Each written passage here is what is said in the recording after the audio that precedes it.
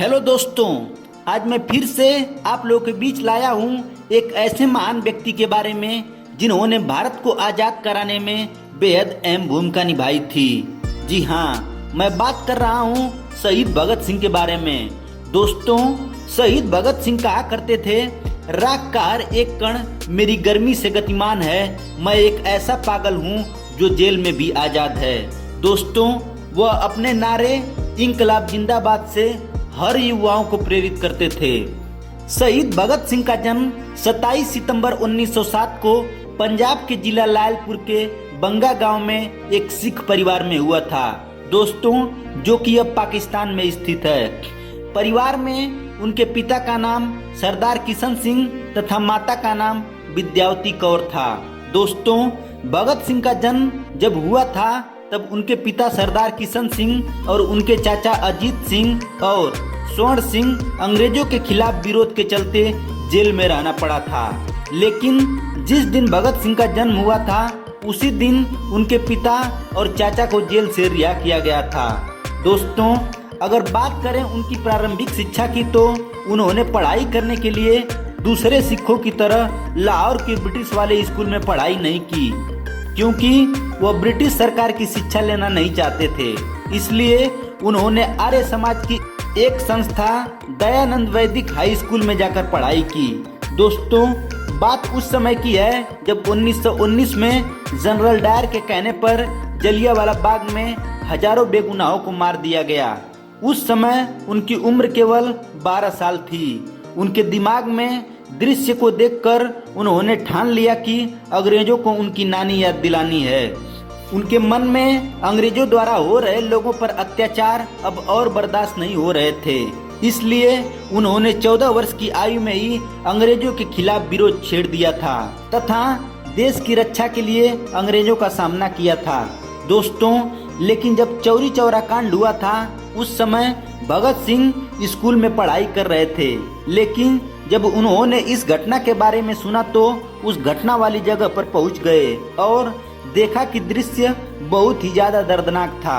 दोस्तों, भगत सिंह ने उन शहीदों का बदला लेने के लिए मन में ठान लिया और उसके बाद से ही भगत सिंह ने युवाओं को इकट्ठा कर एक अभियान की शुरुआत की, जिसका मुख्य उद्देश्य ब्रिटिश राज्य को खत्म करना था, वो भी उनकी भाषा में। दोस्तों, जब साइमन कमीशन भारत आया तब भारतीय लोगों ने उनका जमकर विरोध किया, क्योंकि इस कमीशन की स्थापना वर्ष 1927 में हुई थी, जिसका मकसद था भारत में संविधान सुधारों पर काम करना और ब्रिटिश शासन की शक्तियों में परिवर्तन कर उन्हें और मजबूत करना। लेकिन इस कमीशन में एक भी भारतीय शामिल नहीं था। उस समय लाला लाजपत राय ने क्रांतिकारी दल का नेतृत्व किया और साइमन गो बैक के नारे लगाए। लेकिन जेम्स ए स्कॉट नामक ब्रिटिश पुलिस ने लाला लाजपत राय और दूसरे प्रदर्शनकारियों पर लाठीचार्ज के आदेश दे दिए। इस दौरान लाला लाजपत राय पर भी निर्ममता से लाठियां बरसाई गईं और वो बुरी तरह से घायल हो गए। बुरी तरह से घायल होने की वजह से उनकी मृत्यु हो गई। दोस्तों, इस खबर से अन्य क्रांतिकारी दुखद थे। भगत सिंह को भी काफी अफसोस हुआ, लेकिन उन्होंने मन में ठान लिया कि लाला लाजपत राय का बदला हर हाल में लेना है। इसलिए भगत सिंह तथा अन्य उनके साथियों ने रणनीति तैयार की। दोस्तों, भगत सिंह, सुखदेव, राजगुरु और चंद्रशेखर आजाद समेत कई क्रांतिकारियों ने मिलकर जेम्स स्कॉट की हत्या करने की योजना बनाई। दोस्तों, 17 दिसंबर 1928 को भगत सिंह, राजगुरु तथा अन्य साथियों के साथ संध्या के समय लाहौर में पुलिस अधीक्षक के दफ्तर को जा घेरा। दोस्तों, पहली गोली राजगुरु ने दाग दी, जो सैंडर्स के मस्तक पर लगी। बाकी कसर भगत सिंह ने आगे बढ़कर 4-6 गोलियां और दागकर उसे गोलियों से छलनी कर दिया था। लेकिन जेम्स ए स्कॉट की हत्या की बजाय लाहौर के एएसपी जॉन सैंडर्स की हत्या हो गई। लेकिन क्रांतिकारियों को इस बात से कोई फर्क नहीं पड़ा, क्योंकि उन्होंने लाला लाजपत राय की हत्या का बदला ले लिया था। दोस्तों, जॉन सैंडर्स की हत्या के बाद पुलिस अधिकारी उसकी जांच में लगे हुए थे।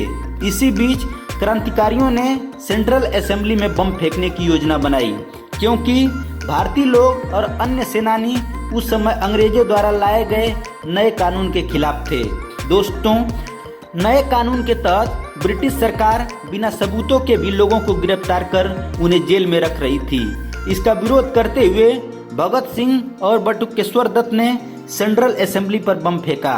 इसके साथ ही उन्होंने इंकलाब जिंदाबाद के नारे भी लगाए और पर्चे बांटे। इसके बाद दोनों ने अपने आप को गिरफ्तार करवा लिया। दोस्तों, आज सेंट्रल असेंबली को संसद भवन के रूप में जाना जाता है। दोस्तों, देश की आज़ादी के लिए अपनी जान की परवाह किए बिना लड़ने वाले स्वतंत्रता सेनानी भगत सिंह, राजगुरु और सुखदेव को 23 मार्च 1931 की शाम 7:30 बजे फांसी दे दी गई। दोस्तों, देश की आज़ादी के लिए अपनी जान की परवाह किए बिना लड़ने वाले स्वतंत्रता सेनानी भगत सिंह, राजगुरु और सुखदेव को 23 मार्च 1931 की शाम 7:30 बजे पर फांसी दे दी गई और मात्र 23 वर्ष की उम्र में इस वीर सपूत ने हंसते हंसते फांसी के फंदे को गले लगा लिया। दोस्तों, भगत सिंह खुद अपने आप को शहीद कहा करते थे, जिसके बाद उनके नाम के आगे शहीद जुड़ गया और शहीद भगत सिंह कहे जाने लगे। दोस्तों, धन्यवाद।